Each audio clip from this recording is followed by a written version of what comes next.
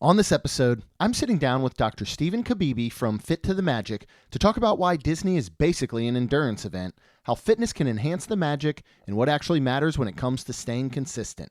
Today's February 10th, 2026, and this is episode 845 of the Main Street Magic Podcast. Jeremy and Rhonda are more than a little fond of Disney World, so they made this podcast to share it all with you. Reports and resorts, top 10 lists of all sorts. Main Street Magic's bringing it home for you. Hello and welcome to another episode of Main Street Magic. I'm your host, Jeremy Stein, and as always, I'm joined by my lovely wife, Rhonda. Hey guys! If you want to be part of the community and join the conversation, get the latest theme park news, as well as live streams from the parks and resorts, head to Facebook and search for the Main Street Magic community and ask to join. Make sure you check us out on the web at mainstmagic.com, as well as follow us on Facebook, Twitter, and Instagram at mainstmagic, and on TikTok at MSM Podcast. Planning a trip to Disneyland or Walt Disney World can be overwhelming and at times just downright frustrating. But don't worry, because Mouse Dining removes the frustration of booking Disney dining reservations, alerting you when they spot availability for your desired restaurant, date, meal, and time. Visit msmfriends.com to use this free service. And don't forget to hit the subscribe button so you can get brand new episodes every Tuesday and Friday. Are you ready for your bucket list trip?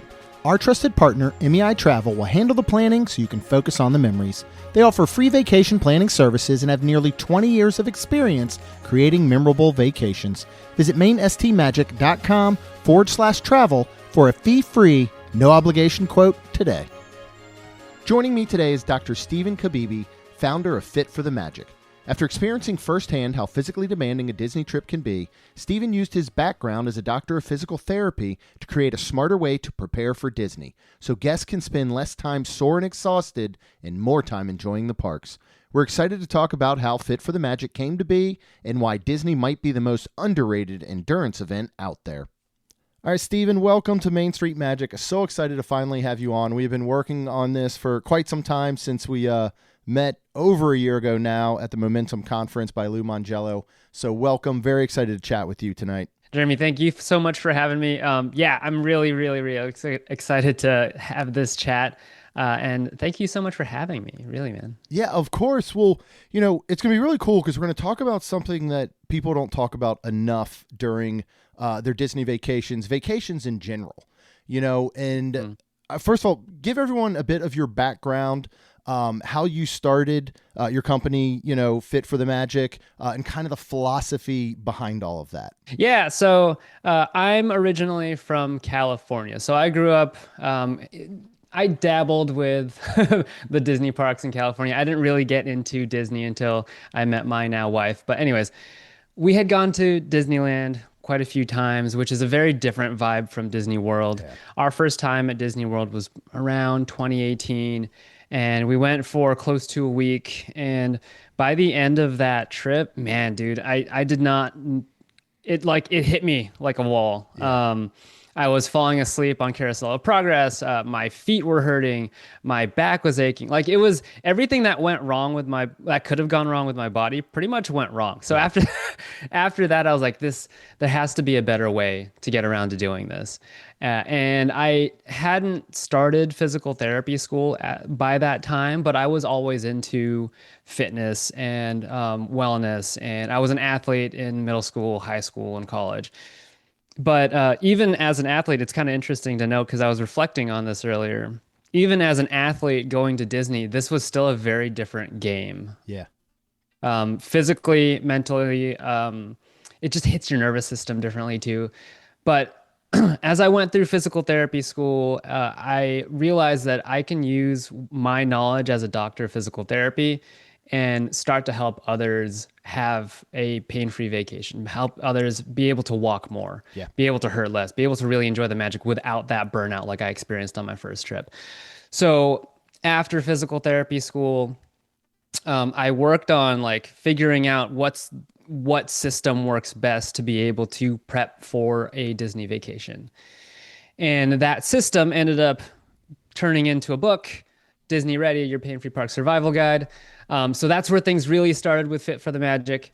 And now I'm starting my one-on-one coaching and rehab program. So things are moving forward, which is great. Yeah, and it's so cool after meeting you at the first Momentum that we met at, a couple years ago, and now watching you go through this and start to build this company and put the book out and all of that. It's been so cool to watch. And again, it's so interesting how you talk about being an athlete and how it differs from going to Disney. My brother, who was a strength and conditioning coach for decades for elite athletes, is still one of the fittest people I know. We'd go to Disney with him and his kids for a week, and it's the same thing. Everything that he thought he knew about fitness and about stamina, about mental toughness kind of goes out the window when you're at Disney, which is something that's so crazy. So when did you really figure out, was it literally that first week that you went to Disneyland that you figured, hey, this is something I need to work on and help people with? Or was there really a true defining moment that was like, hey, people need help in their vacations, especially as I'm sure, after going to Disney so often and being a podcaster about it, you had everybody come to us and say, they have all the questions for us. You being a doctor of physical therapy, I'm sure you had folks coming to you and asking questions. Was that kind of what sparked you saying, hey, not only can I help myself, but I can help other people enjoy their vacation better? Yeah, it was a little of both. Both meaning like some people were asking me what they could do, but also me just joining different Disney themed groups and people just asking those questions to the entire group. And I'm like, wait, it isn't just me that's struggling with this issue. It's like, it's a lot of other people. And if it's those people that ask those questions, then there has to be a ton of other people that are not asking those questions, but thinking the same thing. Yeah. So like, there's so many people out there, man. So yeah. And then like my process in figuring this out, like from that first Disney World trip, that's when I realized, okay, something needs to change. But funny that you mentioned that, okay, because I think between my first Disney trip and the time when I realized, okay, I need to come up with a system to figure this all out, I think it took maybe like 2 or 3 more trips of me being like, okay, yeah, Steven, you got to get your act together. So yeah, it took a little bit of time, and really, like in the end, I want to make sure that you don't waste your time, your effort, and for a lot of people, your money, because like, yeah. We both know how much Disney trips cost. Yeah. And if it takes you 2 or 3 trips to really figure out how to take care of your body so you don't feel so fatigued or you don't feel so much pain so that you can watch your kids really enjoy the magic, I want to help you save that time, that effort, and that money. Yeah. And I know that there's so many folks that get there, for that week-long vacation like you first did, the first time you went. And by day 2 or 3, they're so worn out that they can't enjoy the rest of their trip. So Talk a little bit about the Fit for the Magic philosophy, because I think, again, I see in all those same Facebook groups, somebody will say, we got a Disney trip coming up in a month, so I'm going to start walking every day, or I'm going to buy a new pair of shoes. And they spend 1 month walking a little bit more. Maybe they got themselves some new shoes. Maybe they break them in. Maybe they don't.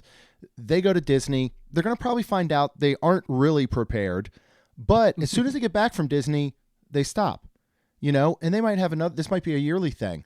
So they wait another 11 months until they say, hey, I got a month till Disney. Let me start walking again.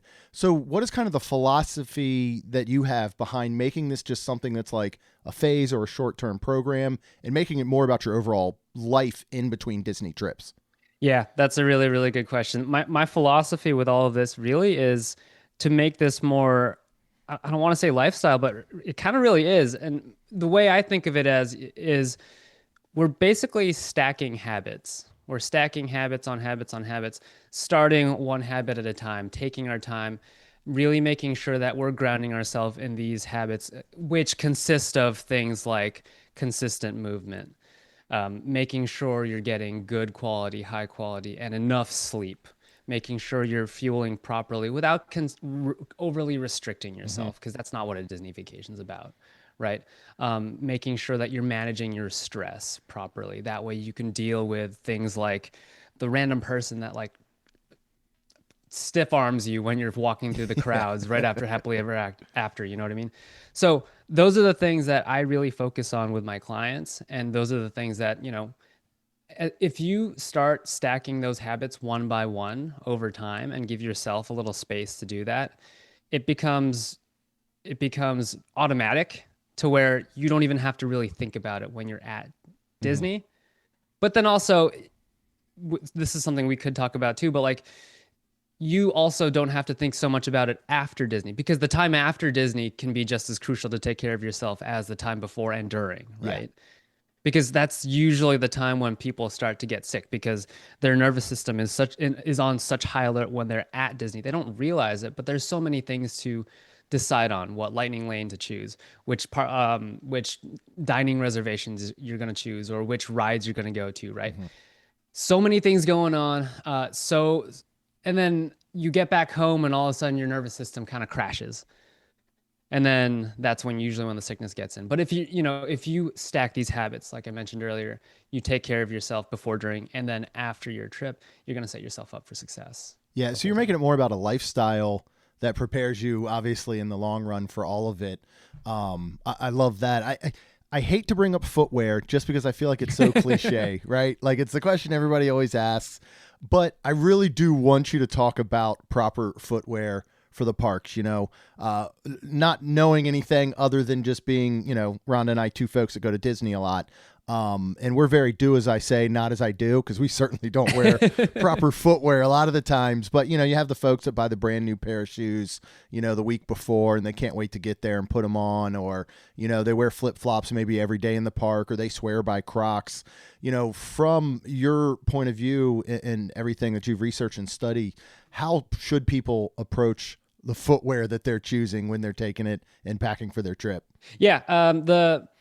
The overarching piece of advice that I would say for anyone that's asking, like, what type of shoe should I get for Disney, is find the shoe that's most comfortable for you. Yeah. So to unpack that a little bit, though, because it's really easy to say that and be like, what? Yeah. Like, do I just try on everything? Well, sort of. But so to unpack that some more, not only are every person's feet built differently, everyone's got different size feet, everyone's got different shaped feet.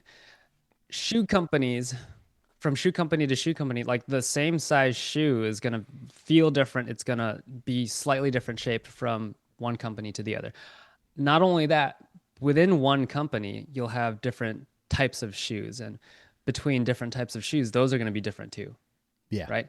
And then to compound that back to like the human foot, like your right foot might not quite be the same shape as the left foot. They're not always mirrored. Like my right foot's slightly bigger than my left foot. So a pair of shoes is going to feel different, from one foot to the other. So point being, yes, you're going to need to try a bunch of different shoes to figure out what's most comfortable for you.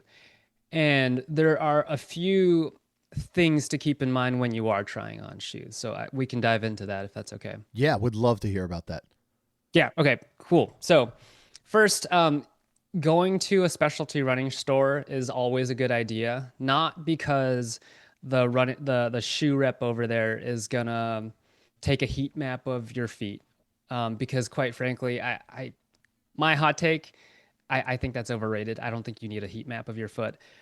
I think what you do need is someone that's knowledgeable in all the types of shoes that they carry in the store, so they can guide you through trying these different types of shoes. Okay. Second, try on as many shoes as you can, but when you go to the shoe store, can also determine how comfortable the shoes are when you're at Disney. What I mean by that is, in the morning when you first wake up and you decide to go to the mall, your feet are still fresh. They're not as swollen as they would be after, 20,000 steps of walking at Disney. Yeah. So to like mimic how big your feet are going to get, because everyone's feet swells towards the end of the day at Disney, it'd be a good idea to go to the shoe store towards the end of the day when your feet are a little more swollen. That way you have a more accurate measure of how the shoe's going to fit your feet. Yeah. Okay, next. There are a few things to look for when you're trying on different shoes. So I personally look for 5 different things. And this is not what I came up with. This is modeled after research that has been done on running shoes in particular. But this 5 list checklist includes making sure that there's a thumb's width between the front of your toes and the front of the shoe. Making sure that you're able to wiggle your toes when you have the shoes on and you're standing. That way your toes don't feel so constrained. Making sure that the shoes are wide enough for your feet so that doesn't feel like it's super tight on the sides. Making sure that your heel feels nice and snug on the back of the shoe. It's not sliding forward or back. Mm-hmm. And then finally, you got to make sure that your ankles don't roll in and out so much. That way you don't, easily roll your ankle when you're walking down Main Street along the tracks, stuff like that. Yeah. So that 5-step guide is going to be a really, really good way to find the right pair of shoes for you. Yeah. Okay. Yeah, that's great information. Something I will start following to the best of my ability. I often pick shoes on how they look, not exactly the way to go. So everybody definitely listen to Dr. Steven instead. Let's talk a little bit about the before, during, and after your Disney trip, and kind of training as though, and I use the word training because it's just the best word I know how to use. Maybe it's preparing, maybe it's, whatever it may be, to treat Disney and your trip almost like an athletic event. What are the things you can do leading up to your trip? And of course, this is still a smaller part of that larger lifestyle, but what are some of the things you can do leading up to your trip, during your trip as that fatigue and all start to set in physically, and then after your trip once you get back, because you hear so often you get back from your vacation and you need a vacation.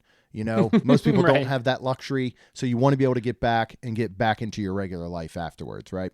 Yeah. Let's start with pre-trip. And before we even go into like the physical prep, let's go back into shoes, because at one point that I forgot to mention, and this is also something that's pretty common knowledge at this point, but it bears to mention because you definitely want to make sure you break in your shoes before going to Disney, right? Give yourself at least, 3 or 4 or 5 rounds of walking in those shoes to make sure they feel good. And by that, I would start with like the first round being maybe a 5 or 10 minute walk, something really short. And then for the next couple of walks, you're going to gradually increase how much walking you're going to be doing until you're doing maybe like just a few miles, 5 miles, if you really want to go that far. But the point being, you just want to gradually progress how much you're walking in that pair of shoes. That way, when it comes time to going to Disney, you're able to walk that 20, 30,000 steps at the day at the parks. Does it matter the number of shoes that you bring? Is it okay if you're down there for 3-4 days in the park to have one pair of shoes that maybe fits that 5 criteria and that you've had a chance to break in, or should you really be looking at multiple pairs throughout your trip? Yeah, that's a really good question. I always recommend bringing multiple pairs, just so that you get a different type of stimulus for your foot from day to day. It's going to feel a lot better. It's going to feel a lot more comfortable just to be able to switch from shoe to shoe. Yeah. Runners might be familiar with this because, I don't know if you know about OOFOS, the recovery slippers. No. A lot of runners love to switch after like a training run or after a race. They'll switch out from the racing shoes and go into these OOFOS slippers, which are super comfy. I don't have a pair myself, but I've heard they're very comfy. But really what's happening there is you're going from a pair of shoes that you ran, 13.1 or 26.2 miles in, and switching to something completely different, giving your feet a different stimulus, so that it'll feel different, but at the same time comfortable. Yeah. So to be able to switch from one pair of shoes to another between days is going to be, it's going to be very comfortable for your feet. It's also going to just help feel better overall. So at least 2. Some people might even say get another pair of shoes for like the flight coming down here. Yeah. Yeah. I don't have that much room in my suitcase. I'm a very like minimalist type of packer, but at the same time, I still like to Disney bound. So one extra pair of shoes usually does the trick. For me personally, I'm one of those weird people that loves to go to the gym while on vacation. So I will bring a pair of gym shoes, which doubles as my pair of running shoes, and then I'll bring a pair of walking shoes for the parks. Yeah, makes perfect sense. All right, let's move back to kind of that pre-trip planning and getting ready for it, and then we'll move into during your trip and then post-trip. Yeah, totally. So pre-trip, you're going to need enough time to start walking more. I mean, to state the obvious, like Disney is so much walking. 20,000 steps, sometimes even 30,000 steps. Or if you're participating in a Run Disney weekend, some people boast about like 45 to 50,000 steps, which is wild, man. Wild, wild, wild. Yeah. But regardless, a lot of walking. So finding ways to get more walking in your day is going to be key. I have a structured way to ramp up your walking over time, depending on how many steps per day you start doing. So to give an overview, you figure out how many steps per day on average you get right now. The average adult tends to get between 3,000 to 4,000 steps, which is not nearly the amount that we should be getting, but nonetheless, you start there. You start ramping your step count every week by maybe between 10 or 20%. You keep track of how you feel. So, for example, if you're walking 5,000 or 6,000 steps one day and you start to feel a little bit of soreness or a little bit of fatigue the next day, then that's your signal that tells you, okay, let's not ramp it up the next week just yet. We got to make sure we feel good and we feel recovered before we start ramping things up. We use that sort of gauge to help us ramp up over the span of between maybe 1 and 3 months. That's kind of what we're looking at. Because imagine if you're starting at like 3,000 or 4,000 steps a day and you're aiming to get close to, 15 to 20,000 steps, that's a big gap to fill. And that's going to take a lot of time, where your body needs to be able to do that amount. Like, it needs to be able to increase a certain amount of steps. It needs to be able to recover from it so that it can then adapt all the muscles, the tendons, the ligaments, your cardiovascular system. And then that way you could do it again, adapt, do it again, adapt. It needs that time so that you can be able to do that many steps. Yeah. Okay. Yeah. Makes sense. The caveat there is, if you're doing some sort of system like that, I don't want you to aim for hitting 20,000 steps before going to Disney, just because it's not realistic. Yeah. It's not realistic. I don't think we have enough time in the day, unless you're like walking for your job. I don't think, I don't think the majority of us are. Yeah. Even me as a physical therapist working at a rehab center, I'm on my feet a lot. And I think I only average like 6,000 to 7,000 steps a day.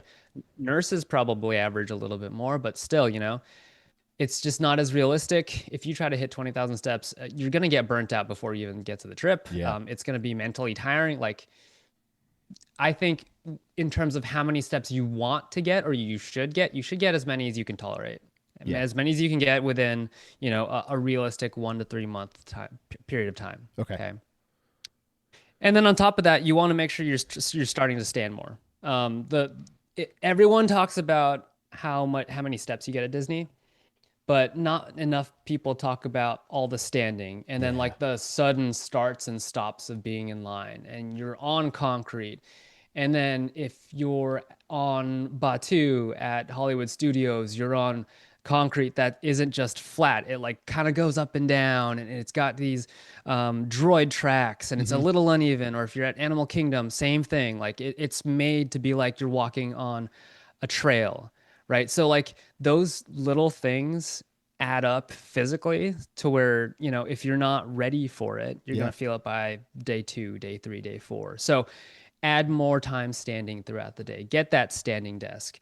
Take a 5 to 10 minute break a quarter of the way through your day and go for a walk. Have a walking meeting. Find little pockets here and there to just try and stand more. Yeah. It doesn't have to be crazy, right? But you just need to find ways to get a little more consistent with it. And if anybody hasn't figured this out already, this isn't just good for Disney. This is good for life. So, all the types of things that people should be implementing on a regular basis anyway, whether you're going to Disney or not, but it certainly will help with that. So as far as while you're on your trip, and in the evenings or in the mornings, and again, we're going to have you talk about your book at the end of this episode so everybody can go out and get it. So without giving it all away, what are some of the things that you can do while you're on your trip physically to make sure that you don't burn out way too quickly? Yeah, for sure. So in terms of recovery between days, there's nothing better that I can think of than making sure you get high quality sleep at night. And let's be real, dude. Like, getting sleep at Disney is probably the toughest thing. Yeah. Yeah. Because it's so easy to get caught up in, okay, let's go out and watch the fireworks. And then let's get a late night snack. And then let's make sure we're up super early the next morning so that we can rope drop. Yeah. But then rope drop really means trying to catch the bus, which really means you got to get up like 2 hours early. Right. So it's really easy to get caught up in, okay, I'm just getting 3 hours of sleep. we're gonna power through. So I'm not telling you to try and get 9 or 10 hours of sleep a night. What I am trying to tell you is that there are ways to ensure that you're getting high quality sleep. Yeah. What does that mean?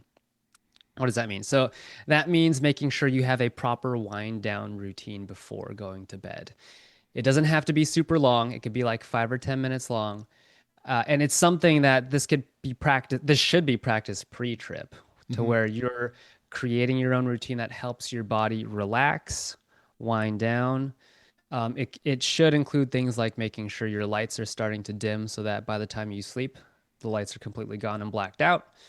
Making sure that the temperature in your room is cool and comfortable enough. Making sure that it's quiet so that you're not overly stimulated.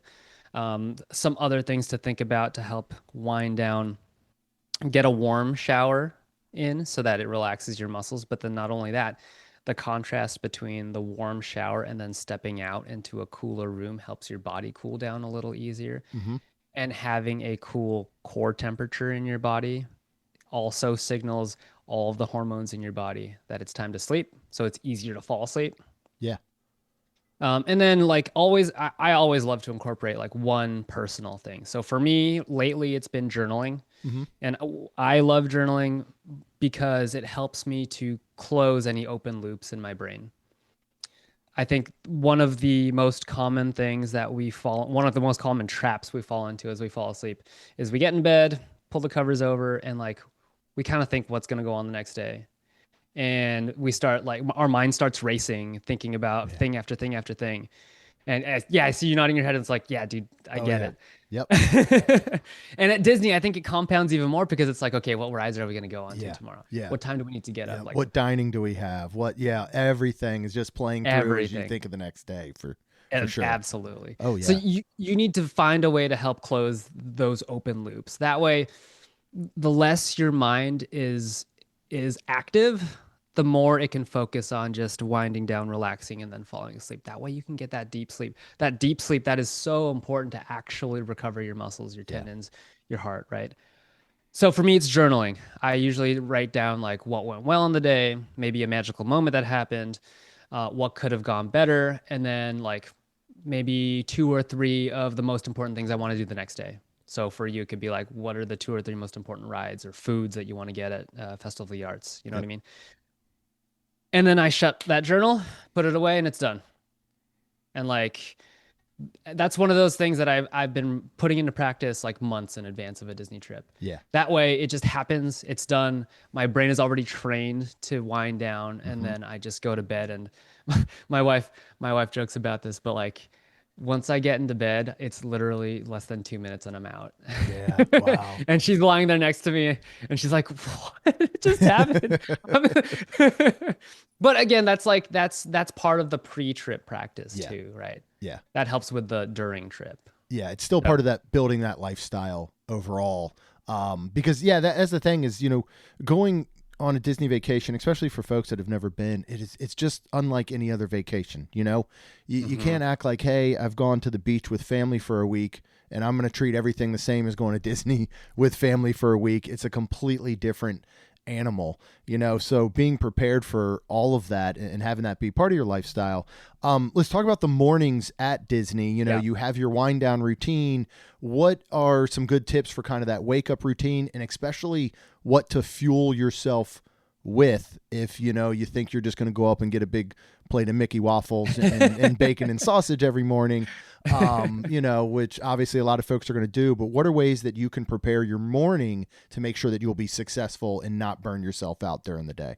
Yeah, for sure. So as we transition into the morning, so you want to focus on getting, you want to focus on waking up within like a 90-minute cycle.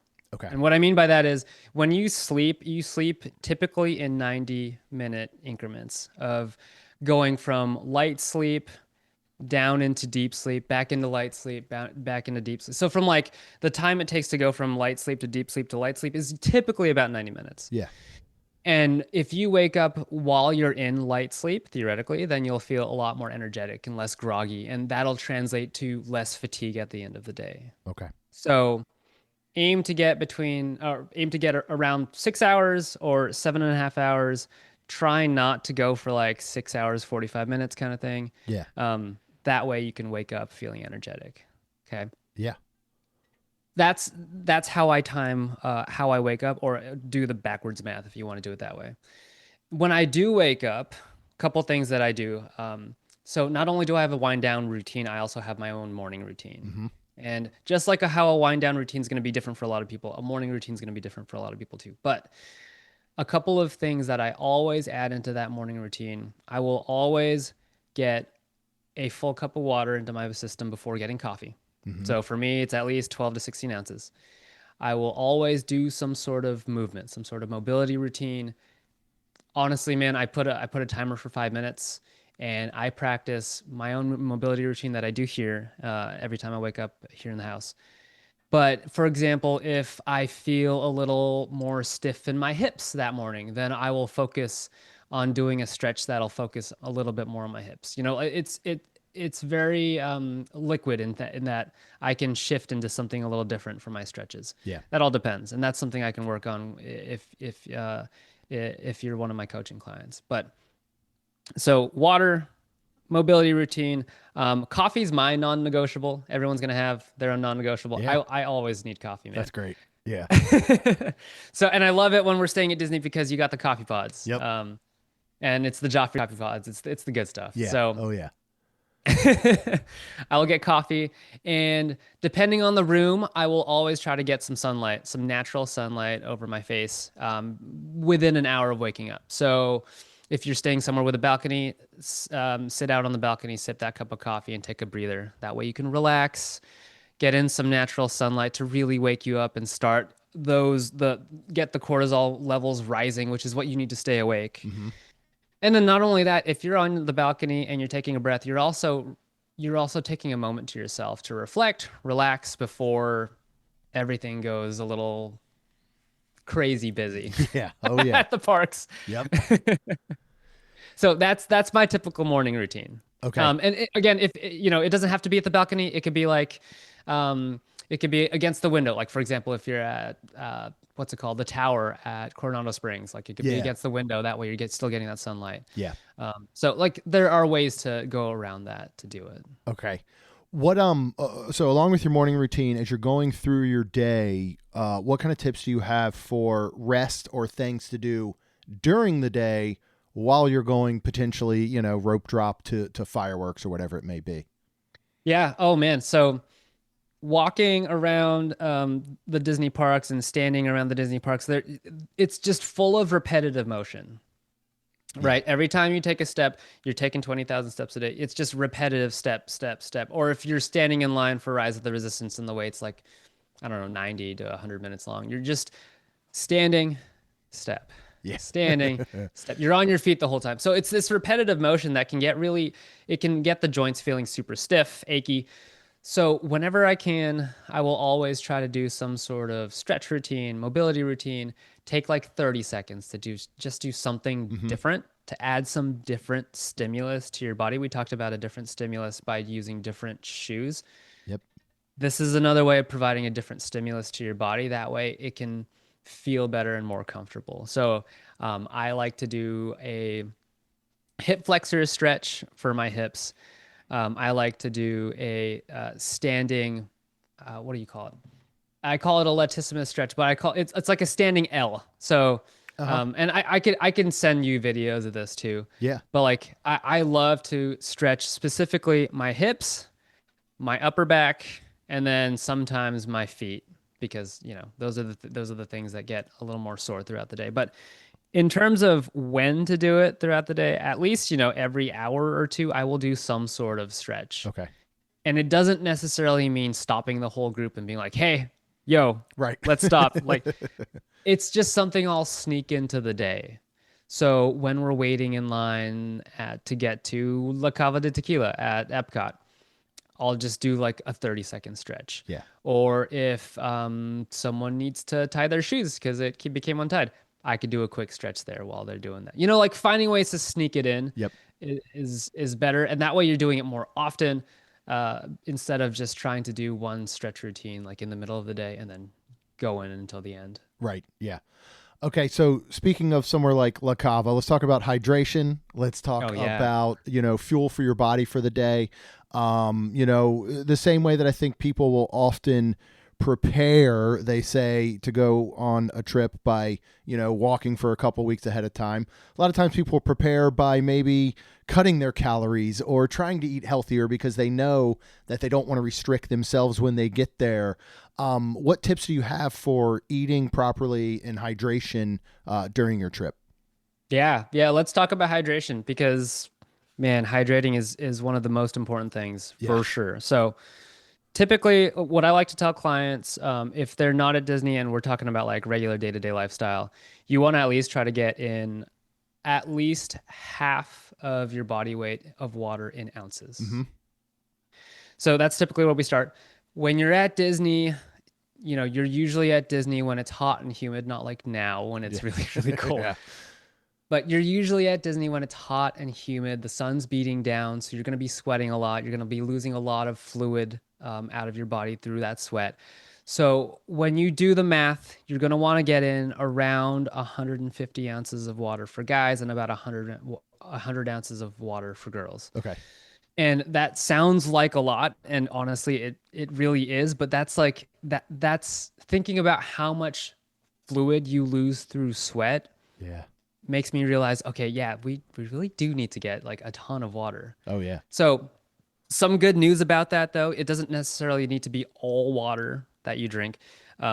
Some things that definitely count as water. Believe it or not, coffee is going to count as water because coffee is 99% water. Yep. Just be careful not to put too much half and half in sugar, right? Yep, that's me.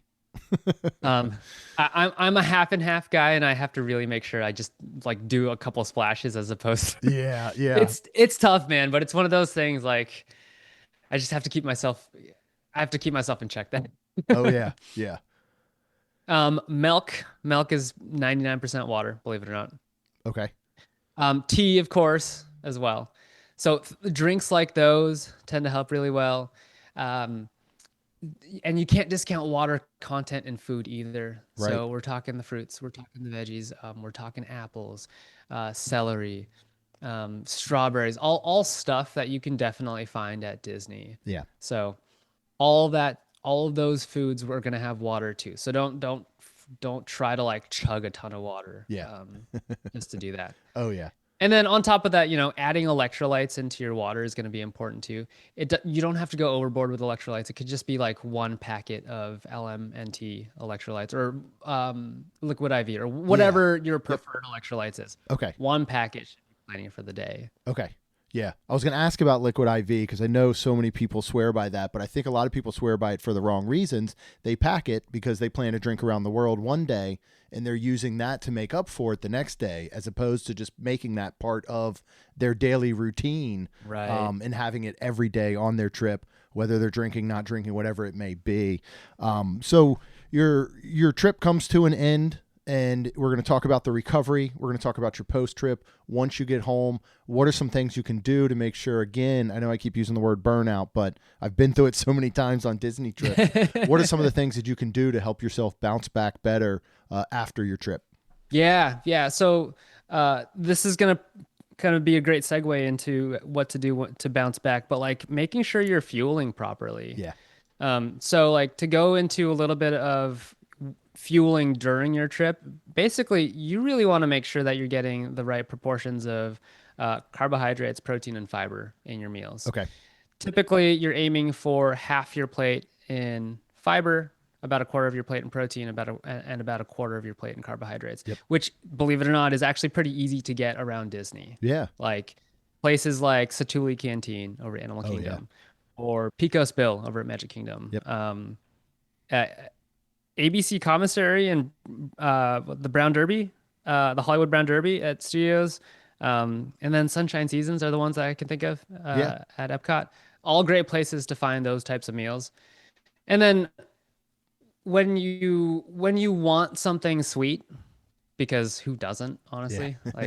Like Lou says, I'm not a sweets guy, but Right. Yeah. But if you're going to be getting something sweet, you're also going to want to avoid the sugar crash. yeah. So something I learned from a good friend of mine, she recommends getting in some sort of protein or some sort of healthy fat before you get that sweet treat. Okay. So for example, it could be a couple of pieces of beef jerky or like a meat stick before getting the Dole Whip. You know what I Okay. mean? That way, what that does is the protein or the healthy fat slows down the digestion in your system so that it doesn't quickly digest that sugar that tends to digest so quickly and then turn into energy. It won't digest it so quickly and then burn off, which tends to lead to that sugar crash. Right. Okay. Interesting. So, yeah, something to think about. Try it next time. Trust me, it really does work. Yeah. It doesn't take much. Yeah, I'm guessing my slice of pizza Ponte before salt and straw doesn't fall under that criteria, but I'll work on that a little bit better. I get sausage on the pizza sometimes. I don't know if that helps, but yeah. Yeah, no. So like, what I would do, man, is get one of those. Get like a small meat stick or just like a piece of beef jerky or something, or like a handful of nuts. Yeah. Eat that before your slice of pizza at Pizza Ponte. Yeah. And then see how you feel. I would be curious to see, like, if you wrote down how you felt after doing that, how things go. You should get back to me on that. I'm Definitely. really curious. Oh, for sure. And those are all things that are so easy to have in your park bag, you know? Yes. Like, you're not asking for anything crazy, same thing when it comes to the hydration. You know, we tend to carry a water bottle with us, and then we utilize free water in areas, but you don't even have to do that. You know, you can go to any of those quick services. You can get the free water any chance, you know, you have. Same way you're talking about working in those stretches, you know, work in that hydration throughout your day and all. So no, I'm so glad you brought that up about those types of tips with the eating and all. Okay, now let's move into the recovery portion once your trip is over. Yeah. So this carries really well into the recovery because when we talked about building your plate, you know, half of your plate with fiber, a quarter with protein, and a quarter with carbs. Mm-hmm. That's what you want to keep doing as you get back home, right? You don't want to think about restricting because you just loaded up on everything at Disney. Yeah. You want to make sure that you're fueling for recovery as opposed to restricting because you feel guilty. It's a big mindset shift, but it's a really, really, really important one. That way you don't crash when you do get home. Right. Yeah. So just focus on those three, building your plate with those three macronutrients, and then also stay hydrated, of course. So that carries on too, and you'll set yourself for success. A couple of other things to think about. Make sure you're getting that high quality sleep again. You're going to have a little bit more time to actually get some more sleep. So really focus on sleep hygiene, what we talked about with temperature and lights and sound, making sure that you have your wind down routine. So get that down on pat, make sure you're getting the high quality sleep. And then having the mindset of, okay, you know, life at home didn't stop when I was on vacation. So we're going to have to get back to this routine. Yeah. And knowing that it's like, it's going to be okay, man. Yeah. It's going to be all right. Yeah. Do you recommend any sort of time period, if you can, between the last day of your trip and getting home before you get back into the real world, which we'll just call work or whatever it may be? You know, you do have a lot of folks that will, you know, have that late flight on a Sunday afternoon or evening, and they're starting work on Monday, and they think, hey, one extra day of Disney is going to be great. Do you recommend any sort of buffer period between there if possible? Absolutely. Yeah. Absolutely. So typically one day between the time you get home and the time you go back to work is going to be enough. But that can also be different depending on what time zone you're coming from. Yeah. So, for example, I used to fly once a month to Orlando from California because my wife my wife would work here. I would work in California. And so I would visit her once a month. So the flight coming out here was never the issue. It's always the flight coming back. Yeah. Like heading out west. Yep. And I always, for my body, and it might be different for other people, but my body, man, it would take sometimes like 3 to 5 days to really feel like I'm back to normal. Yeah. So I would say if you're heading back to a different time zone, give yourself 2, 3, maybe even 4 days to really feel like you're getting back. You don't have to feel like you're 100% to get back to work, but like if you're getting back to an exercise routine, heavy lifting, long runs, like you're going to want my rule of thumb, if you're trying to get back to hard exercise, I would say give as many days of rest as number of days you were in the parks. Okay, perfect. Oh, that's great. That's Just easy to, math just to right keep it there. nice and simple. Yeah, Yeah. exactly. So Yeah. if you're in the parks for 4 days, like you could have been at Disney for 7 days, but if you were in the parks for 4 days, I would give around 4 days of rest. Okay, perfect. Especially if you're, rope drop to park close 4 days in a row. Like that's a lot on the body, and you're gonna want some time until you get back to a hard workout. Yeah. What that does make me think of something, because we often recommend if you're there for a week or whatever, it might be 2 days of park, 1 day off, 2 days of park, kind of 1 day off type thing. I know for someone like me, on that rest day, that off day, I can't just sit around a pool and do nothing all day. But what is a good balance that you recommend between making sure you actually are getting some rest time in those off days compared to not feeling like you're wasting your day as well? Or is there a balance or a medium in between there that you recommend? Yeah, typically I would aim to get no more than like half of the amount of steps I would normally get on a park day. Okay. So if I'm getting 20,000 steps at the park, I would aim for getting no more than 10,000. Okay. That can be tough though, because for example, I think the size of Disney Springs, don't quote me on this, but I think it's like the size of like Disneyland in California or something like that. Yeah. It's massive. Yeah. And it's really easy if you're going from like the Cirque du Soleil theater all the way out to Earl of Sandwich. Like that's that's like a 10-15 minute walk easy. Yeah. And if you do that, go back and forth, and like if you want to go shop and then go eat and then, find other fun things to do, it's really easy to hit 10,000 plus steps in a few hours. Yeah. So being mindful of how much you're walking is going to be very important. You don't want to necessarily veg out all day. I think some amount of movement's going to be good. Making sure you get a good mobility routine in to promote some recovery for yourself is going to be really good. Yeah. Making sure you're fueling properly with all the tips that we had talked about earlier is going to be really important. And then finding ways to calm the mind, because you're on such high alert when you're in the parks. Yeah. Making sure that you have a day where you're not thinking about the next thing like every 2 seconds is going to help calm your own nervous system. And if your nervous system is calm, then your body's going to say, okay, hey, we don't have to be on such high alert. We can actually relax. And once you relax, you're actually going to start to recover. Yeah. Yeah. And there's so many of these resorts that have great walking paths, great areas, if you do run or jog or whatever it may be, that you could take advantage of as well in those kind of rest days to still get your steps in. So I got some kind of like lightning round, hopefully fun questions for you that we're going to go through. What park feels like you're getting the most cardio or the best workout? Okay. Magic Kingdom, because it's really easy to walk from one end to the park to the other, and then you're in a sea of crowds. So, and if you're ever around me, I'm a crowd diver. Yeah. I'm a go type of guy. Yeah. So I think Magic Kingdom. Yeah. All right. Best Disney recovery snack.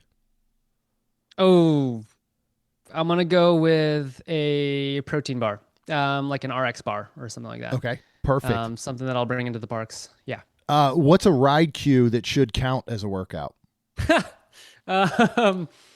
Anything with a ramp. The Yeah. first thing that comes to mind is Guardians. Oh yeah.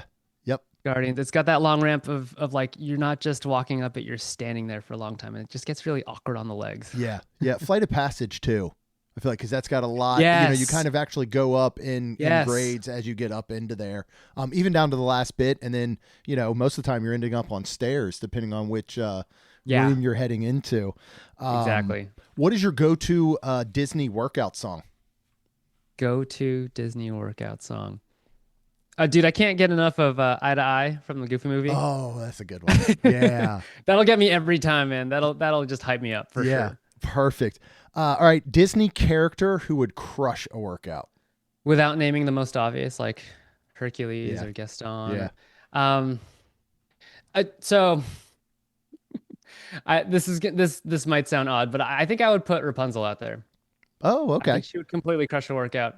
Yeah. I can picture her swinging from like everything. Yeah, she's got to have that upper core strength to be able to do all that, right? Yeah, for sure. If not her, then Mulan. I mean, I can say Mulan. Oh, Mulan would be great. Yeah, Merida probably. Oh my God, getting that upper body really strength with that and all. Yep. What's maybe your favorite cheat meal or snack or dessert or something at Disney? Oh man, a Dole Whip. But it has to be a split flavor Dole Whip. And I forget because it's been a while since I've gotten one. And it has to be from the Polynesian. I think it's like, is it the vanilla split with pineapple? I think that's what it is. That's my favorite. Yes. Okay. Yeah, I'll take that over straight pineapple any day. Yes. Yep. Oh, it's such a good combo flavor. Yep. Yeah. Oh, for sure. Well, thank you so much. I'm going to get you to do some promotion and stuff, but I know this is a lot of info that you just gave out, and it's all just incredible info. And like you were saying before about stacking those habits. I know people could be listening and being like, "Well, I can't do all this stuff for my next Disney trip," but it's not about doing all the stuff, right? It's about picking up a handful of these and continually stacking them until you reach the point where you can go back and listen to this podcast and be like, hey, I do everything Steven says now. I'm set. So I learned a ton, a lot of things that, I can't wait to share with Rhonda and start implementing into our Disney trips as well. But let everybody know where they can find you on social, your website, and then plug the book, talk about the book because it's absolutely incredible. I have a copy of it. I love it. So this is your time to shine and let everybody know about you and where they can find you. Yeah, thank you again, man. So you can find me at fitforthemagic.com. I'm on Instagram at fit.forthemagic. I've got this book, this really, really handy pocketbook guide, Disney Ready, Your Pain-Free Park Survival Guide. It really goes through, it breaks down the steps that we had talked about on this episode and more. So how to work on that walking program, how to choose the right shoes, how to hydrate properly, that morning and afternoon and evening routine. It even has some pictures of stretches that you can do while you're at Disney. So it covers the whole gamut of how to prep for your Disney trip. And then I've basically taken the structure of that book and started a one-on-one rehab and strengthening program to get clients ready for Disney so they can walk more, so they can hurt less, and then really just enjoy the magic. So if you want to work one-on-one with me, I'd be more than happy to work with you. Jeremy, I'm going to send you the link to book a discovery call. Yep. That way we can get that ball rolling. Yep. We'll put it right in the show notes. And, some future things that I'm really, really excited about. So I did my first Run Disney race back in January. Congratulations. Thank you. So it was my first Run Disney race, my first marathon, and my first Dopey Challenge, which was incredible. That blows my mind. Wow. It was so much fun, man. I would encourage anyone that's remotely a lover of Disney to at least do a 5K at the Run Disney events. It's incredible. But something that I've been wanting to do, and I really, really want to get this done this year, is a book on how to prep for your first Run Disney 5K. Awesome. Yeah. So look out for that in the near future. Yeah, I think that's everything. Outstanding. Yeah. Everybody go visit his sites, go follow him on social, pick up the guidebook because, everybody thinks it's so important about what you pack and what you take. You know what? If you get to Disney and you forgot your portable charger, you can get one. If you got to Disney and you forgot to plan and prepare your physical self and your mental self and hydrate and all of that, you can't really catch up, So you want to be doing this stuff. This stuff is so important. You can figure out the things you forgot in your park bag when you get there if you did. So, Steven, thank you so much for joining me. I appreciate it. We will have you back on once that 5K book comes out. I'm excited to hear and see more about that. And look forward to seeing you in the park soon because we got to hang out there sometime. Absolutely. Yeah, I look forward to hanging out with you. Thanks again. Thank you again, Stephen. Now, before we wrap up, make sure you check out the show notes for all the links to follow Stephen and learn more about Fit for the Magic. Of course, if you enjoyed this episode, please subscribe so you don't miss any new shows every Tuesday and Friday. And then as long as you're out there on the internet, myself, Rhonda, and I know Stephen would be super thankful if you could please leave us a rating and review, because it really does make our show grow. Jeremy and Rhonda are more than a little fond of Disney World, so they made this podcast to share it all with you. Reports and resorts, top 10 lists of all sorts, Main Street Magic's bringing it home.